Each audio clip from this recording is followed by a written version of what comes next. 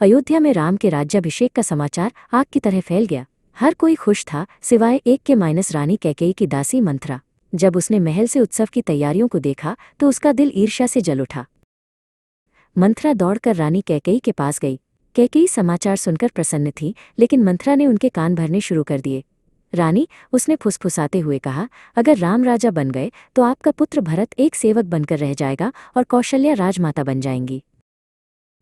मंथरा ने कैकेयी को उन 2 वरदानों की याद दिलाई जो राजा दशरथ ने उन्हें बहुत पहले युद्ध में उनकी जान बचाने के लिए दिए थे।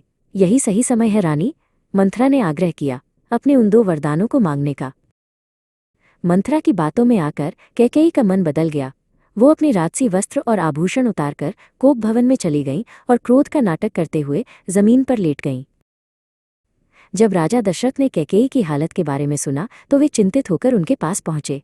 प्रिय, उन्होंने कहा, तुम्हें क्या हुआ है? तुम जो भी कहोगी मैं तुम्हारी हर इच्छा पूरी करूंगा।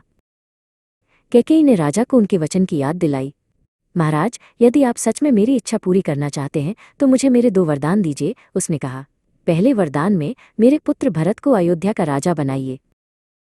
राजा दशरथ स्तब्ध रह गए।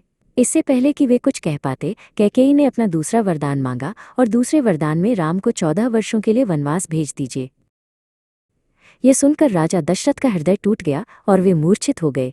उन्हें लगा जैसे उन पर बिजली गिर पड़ी हो। प्रेम में दिया गया वचन एक भयानक जाल बन गया था। जब राम को बुलाया गया और उन्हें कैकेयी के वरदानों के बारे में बताया गया तो उन्होंने बिना किसी हिचकिचाहट के अपने पिता की आज्ञा स्वीकार कर ली।